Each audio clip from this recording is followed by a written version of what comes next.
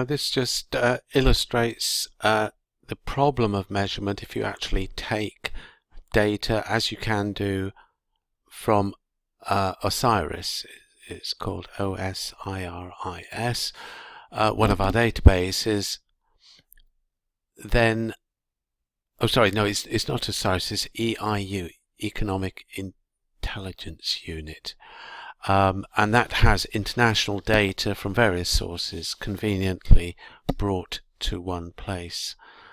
And you have export volume and prices, so you would expect that an increase in price would be associated with an increase in volume, and as you can see there, the correlation of prices and volume changes is positive for exports, so that's good. Then on the import side, you would expect an increase in or decrease in the volume of imports to be associated with an increase in prices. Now, sorry about that. What we have here is import prices changing, the percentage change there, and on the whole, I mean, we do get in this year an increase in prices and a decrease in volume, so that's in the right direction. But too often we get an increase in import prices and an increase in volume, so there's general economic activity that is obscuring any relationship here. And you can see there is in fact a positive correlation when we would expect a negative. Well, there are some factors which mitigate against this relationship. One is that I think it's about 30% of transactions are intra-company. In other words, they're from one division of a multinational company to another, and therefore they're not going to be especially price sensitive, because the gain on one part will be the loss on the other, but there won't be any net overall gain or loss. So that is one effect, and the other one is what's termed the pass-through, and that is the net effect of a devaluation on import prices, because if you devalue by 5%, we've been saying, well, that makes imports 5% more expensive. Well, that's not true, because companies, seeing that their goods in the UK, for example, are 5% more expensive, they'll drop the price of their goods, and therefore the net effect is going to be rather different from the straight devaluation. So if we try to measure these things, it does encounter all these issues. It makes measurement a problem. So as we were saying before, its value is essentially as a concept to enriching our understanding and discussion.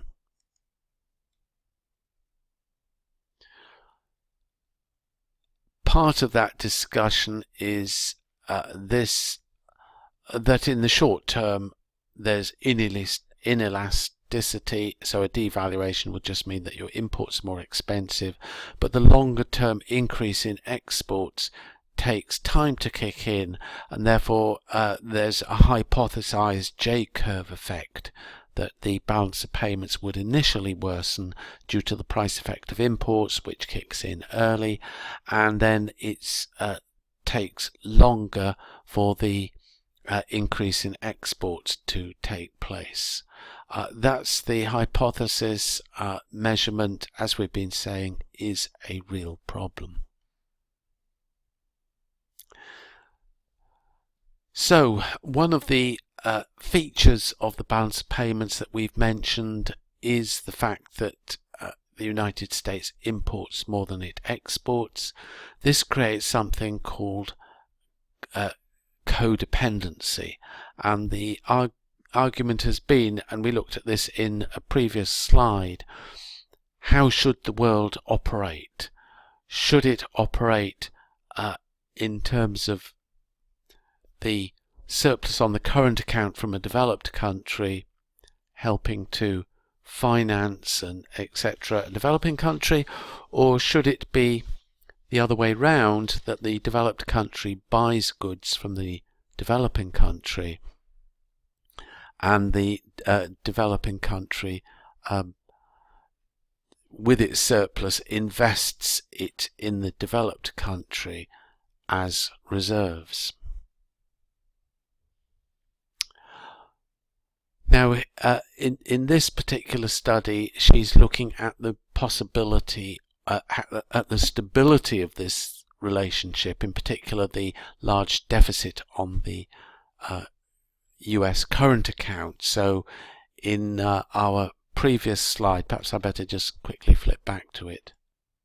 Here it is. We've got how it has worked. Developed country, one with a deficit on the current account and a surplus on its financial account, in other words receiving inward investment in bonds, etc., and having a deficit on the current account, and then the developing country having a surplus, exporting more than it imports, earning foreign currency, and effectively with that foreign currency depositing it with the developed country as a safe haven for its investments, if you like. So China has a large slice of treasury bills issued by the United States government. So it's this how it has worked, developed country scenario 1, developing country scenario 2. That is the one that we are addressing. So Caroline Mann is thinking of various scenarios for the future, and what was the date of the paper? 2004. She's speculating on what will happen in 2010, and she sees a dollar depreciation to try and correct the adverse balance of payments. So the question is, well, what actually did happen? So let's have a look. So she's there in 2004, and we've got the current account balance and the trade balance 2004. So she was here looking forward and saying, well, it can't go on, there must be some correction. And the answer is yes, it did go on, and it went up considerably more.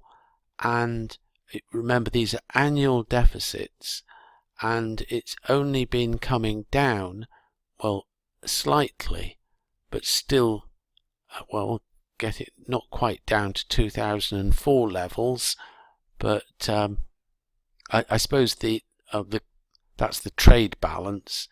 On the current account balance, that there's been quite a decline from those levels, but it did continue rising after that. So there has been some correction more recently, but more on the current account balance than the actual trade balance. So that's the service sector coming to help the balance of payments for the United States. But it is still a heavily in deficit on the goods, in particular the trade balance, and that would seem to be a reasonably stable scenario, that yes, indeed, economic growth does happen in these countries through the United States buying their goods, and those countries investing in the United States. So the scenario we were looking at earlier, how it does work, would seem to be rather stable, and it's too easy just to see a large negative balance and think, well, that's unhealthy. Trade has done more to develop developing countries than all the charitable contributions put together. The development of China has been absolutely massive, and India and other countries. The UK position has been for a long time that the current account balance has been greatly less than the trade balance due to services, and that you can see the balance has been steadily getting worse for the UK. Quite where that is going to go, we don't know, and we shall see. But I believe the 2015 figures were actually worse. The real effective exchange rate, CPI based, is something that you will see, and that is the buying power of the dollar. Right, so we did say that there were two factors affecting the buying power. That is the exchange rate, but also the price of the goods.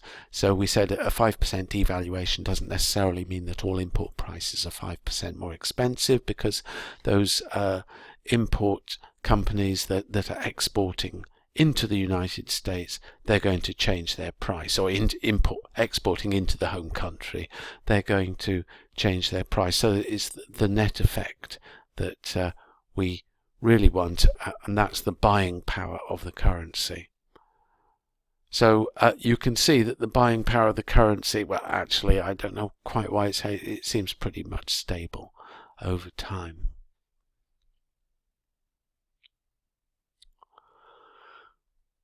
Well, these are some of the questions that you might ponder. Should the dollar devalue? What's that going to do? It's going to reduce imports, maybe affect the exports of China in particular, as we've seen from the bar charts and so on. That could trigger off another global depression if we're not out of the previous one. Right, explain, that's jumped in at number 2, explain how the balance of payments between developing countries should help develop. Yeah, so you know, this is quite a common area of questioning, and it's reason for you to listen to all that has been said on the balance of payments and not resort to the internet and simplistic explanations. Okay, so that ends our look at the balance of payments, and we're now going to focus in greater detail. We're kind of ever getting into more detailed aspects of greater and greater relevance to the multinational company.